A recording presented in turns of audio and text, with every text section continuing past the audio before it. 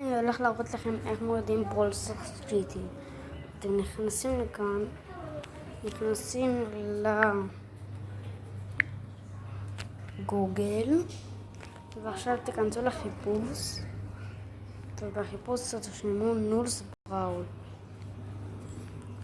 ועכשיו תיכנסו לזה, למנו, עכשיו זה הופך לכם את זה, תלחצו על דאונלוד אפ, ואז זה הופך לכם לדברים האלה.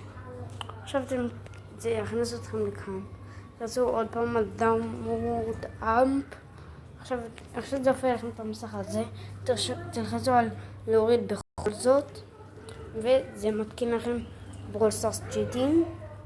הנה, תלחצו על פריטים פה, והנה זה בדרך להוריד לי, ויש לי עכשיו, אני לוחץ על זה, זה רוצה לי לאדום, לזה לא נותן, אבל כי אין קליטה, אבל לכם זה ייתן.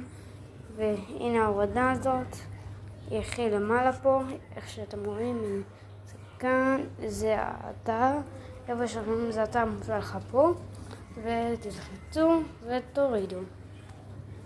וזהו, זה הסרטון היום, אז יאללה ביי.